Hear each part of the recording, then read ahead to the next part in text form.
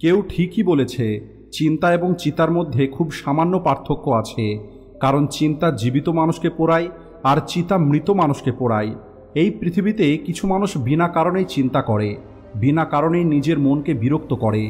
আজকের এই ভিডিও থেকে আপনি এটা জানতে পারবেন যে কেন আমরা বিনা কারণে চিন্তা করি আর কেন আমাদের বিনা কারণে চিন্তা করা উচিত নয়। একটি গ্রামে একটি চাষি ছিল, আর ওই চাষিটির খুবই একটি খারাপ অভ্যেস তৈরি হয়ে যায়, আর সেটা হলো বিনা কারণেই অতিরিক্ত চিন্তা করা। ওই চাষিটি সবসময় কোনো না কোনো বিষয় নিয়ে চিন্তা করতেই থাকতো। ওই চাষিটা চিন্তা করত আমার সাথে খারাপ কিছু যেন না হয়ে যায়। যদিও ওই চাষির জীবনে এখনো পর্যন্ত সব কিছু ঠিকঠাকই চলছিল, কারণ ওই চাষির কাছে একটি অনেক বড় জমি ছিল, যে জমিতে ভালো ফসল তৈরি হতো। চাষ করার জন্য ওই চাষির কাছে দুটো গরু ছিল, একটি ভালো বাড়ি ছিল, বাড়িতে নিজের স্ত্রী এবং দুটো সন্তান ছিল। কিন্তু তারপরে ওই চাষি সবসময় কোনো না কোনো বিপদ সম্পর্কে চিন্তা করে ভয় পেত। কখনো ওই চাষি ভাবত, যদি আমার ফসলের মধ্যে পোকা লেগে যায় তাহলে কি হবে। আবার কখনো ভাবত, যদি জঙ্গলের পশুরা এসে আমার ফসল নষ্ট করে দেয় তাহলে কি হবে। আবার ভাবত, যদি খরা হয়ে যায় তাহলে কি হবে। আবার ভাবত, যদি অতিরিক্ত বৃষ্টি হয়ে যায় তাহলে আমার ফসলগুলো তো নষ্ট হয়ে যাবে। এমনই ভবিষ্যতের নানা কথা চিন্তা করে ওই চাষি সবসময় দুশ্চিন্তার মধ্যে থাকত।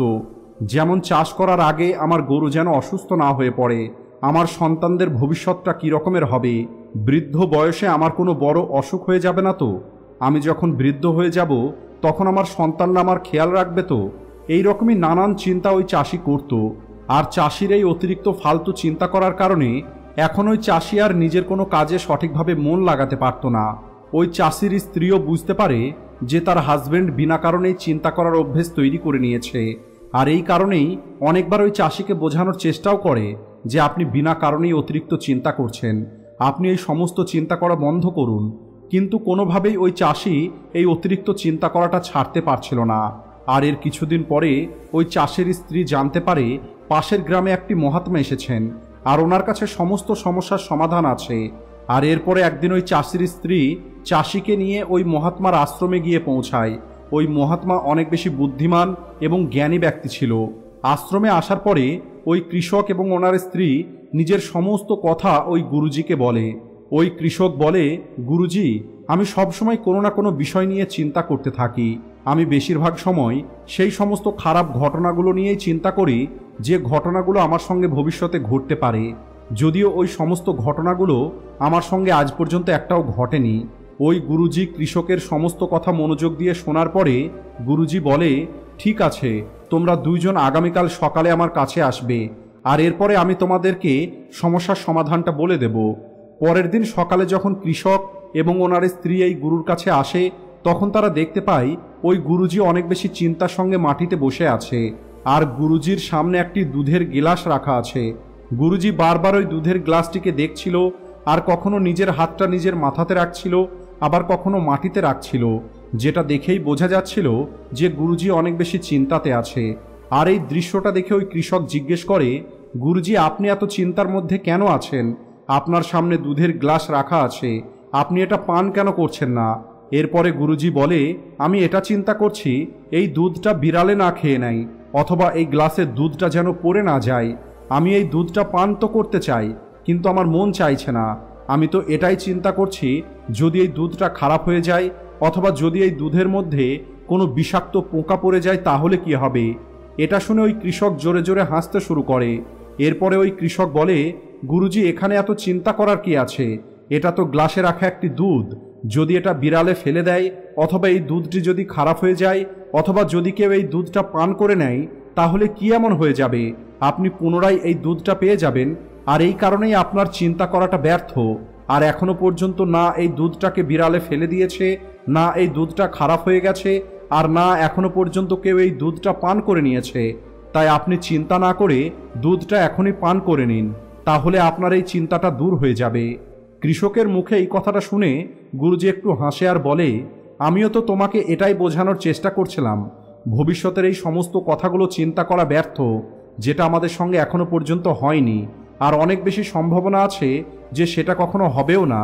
আর যদি সেটা হয়েও যায়, তাহলে যেটাকে তুমি একবার অর্জন করতে পারবে সেটাকে তুমি দ্বিতীয়বারও অর্জন করতে পারবে, আর যদি তুমি দ্বিতীয়বার অর্জন করতে না পারো তাহলেও চিন্তার কোনো কারণ নেই, কারণ সমস্যা আসার সঙ্গে সেই সমস্যার মোকাবেলা করার সাহস নিজে থেকেই চলে আসে।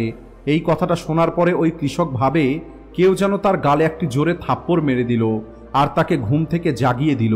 ওই কৃষক বুঝতে পারে সেও তো ঠিক এই ভুলটাই করছিল। সেও তো ভবিষ্যতের সেই সমস্ত ঘটনাগুলোর কথা চিন্তা করছিল, যে ঘটনাগুলো এখনো পর্যন্ত ঘটেনি, আর হয়তো ওই সমস্ত ঘটনাগুলো কখনো ঘটবেও না। এরপরে ওই কৃষক গুরুজির পা জড়িয়ে ধরে আর বলে, এত সহজে আমার ভুলটাকে বুঝিয়ে দেওয়ার জন্য আপনাকে অসংখ্য ধন্যবাদ। আর আমি আজ থেকে সম্পূর্ণ চেষ্টা করব এই বিনা কারণে চিন্তা করাটা ছেড়ে দেবার। জাপানে একটি প্রসিদ্ধ কথা আছে, যদি আপনি হাঁটছেন তাহলে আপনি কেবলমাত্র হাঁটুন, যদি আপনি খাবার খাচ্ছেন তাহলে কেবলমাত্র খাবার খান। আপনাকে একটি সময়ে কেবলমাত্র একটি কাজই করতে হবে, অন্য কাজের চিন্তা করবেন না। এই কথাটির অর্থ আপনাকে অবাক করে দেবে, কারণ এই কথার মধ্যে এমন একটি রহস্য লুকিয়ে আছে যেটা যদি কেউ বুঝতে পারে এবং নিজের জীবনে সেটাকে ব্যবহার করতে পারে, তাহলে সে এই চিন্তার বন্ধন থেকে চিরদিনের মতো মুক্ত হয়ে যাবে। এই কথার অর্থটা একটু পরে আমি আপনাদেরকে বলছি। তার আগে আমি আপনাদেরকে এটা বলতে চাই যে আমাদের ব্রেনে সাধারণত যে চিন্তাগুলো চলতে থাকে সেটা হলো, আমি কি এই কাজটাকে সঠিকভাবে করেছি, আমি কি এই কাজটাকে আরও ভালোভাবে করতে পারতাম, আমি যে কাজটা করলাম সেই কাজের পরিণাম কি হতে পারে, আর অন্য মানুষগুলো আমার কাজ সম্পর্কে কি চিন্তা করবে। এগুলো হলো এমন কিছু চিন্তা যে চিন্তাগুলো বেশিরভাগ সময় আমাদের ব্রেনে চলতে থাকে, কিন্তু আমরা সেটা বুঝতে পারি না, কারণ আমরা এই চিন্তাগুলোর সঙ্গেই বেঁচে থাকাটা শিখে নিয়েছি। আর আমাদের ব্রেন ঠিক এভাবেই কাজ করে যে যদি আমরা কোনো একটি কাজকে কয়েকবার করে নিই তাহলে সেটা আমাদের ব্রেনের অভ্যেস হয়ে যায়, আর তারপরে আমরা চাই অথবা না চাই সেই কাজটা আমাদের ব্রেন করতে থাকে। শুরুতে কোনো একটি কাজকে আমরা জেনে বুঝেই করি, কিন্তু পরবর্তীতে সেটা আমাদের অভ্যেস হয়ে যায়, আর তখন আমরা নিজের অজান্তেই কোনো কিছু না ভেবেই সেই কাজটা করতে থাকি। যখন একটি বাচ্চা ছোট থাকে তখন সেটা জানে না চিন্তা কাকে বলে, কিন্তু যখন ওই বাচ্চাটি বড় হয়ে যায় তখন বাবা মা ওই বাচ্চাটিকে বলা শুরু করে, তোমাকে তোমার হোমওয়ার্ক কমপ্লিট করতে হবে, তোমার কি তোমার হোমওয়ার্ক নিয়ে চিন্তা হচ্ছে না, তোমার সামনে এক্সাম আসছে, তোমাকে তোমার এক্সাম সম্পর্কে চিন্তা করা উচিত। আর এমনই অনেক কিছু নিয়ে ওই বাচ্চাটিকে তার চারপাশের মানুষজন চিন্তা করার জন্য বলে। আর ওই ছোট বাচ্চাটি এই কথাটা স্বীকার করে নেয় যে কোনো একটি কাজ করার আগে আমাদেরকে চিন্তা করতে হবে। আর যখন বারবার কোনো একটি কাজ সম্পর্কে চিন্তা করা হয়, শুরুর দিকে তো আমরা এটা জেনে বুঝেই করি, কিন্তু ধীরে ধীরে আমাদের মন এটাকে আমাদের অভ্যেস তৈরি করে নেয়, আর এরপরে না চাইলেও তখন একটি বিষয় নিয়েই আমরা বারবার চিন্তা করতে থাকি। এখন প্রশ্ন হলো, এর সমাধানটা কি? তাহলে এর সমাধান হলো ওই কথাটা, যে কথাটা একটু আগেই আমি আপনাদেরকে বললাম, যে জাপানে একটি প্রসিদ্ধ কথা আছে, যখন আপনি হাঁটছেন তখন আপনি কেবলমাত্র হাঁটবেন, যখন আপনি খাবার খাচ্ছেন তখন আপনি কেবলমাত্র খাবার খাবেন। অর্থাৎ আপনার কাজ সম্পর্কে আপনাকে সজাগ থাকতে হবে, আমাদের চিন্তাগুলো নিয়ে আমাদের সজাগ হতে হবে।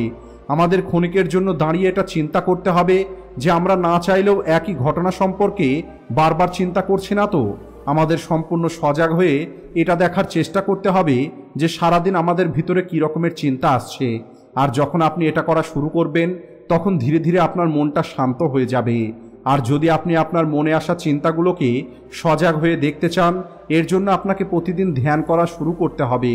আর যখন আপনি সজাগ হয়ে আপনার চিন্তাগুলোকে দেখা শুরু করবেন তখন আপনি দেখতে পাবেন আপনার মনের মধ্যে চলতে থাকা অপ্রয়োজনীয় চিন্তাগুলো একটি একটি করে দূর হয়ে যাচ্ছে, আর এরপরে আপনি একটি আনন্দময় শান্ত জীবন অনুভব করবেন। আশা করি আজকের এই ভিডিওটি আপনাদের ভালো লেগেছে, আর এমনটা হলে ভিডিওটিকে লাইক ও শেয়ার করতে ভুলবেন না। Thanks for watching.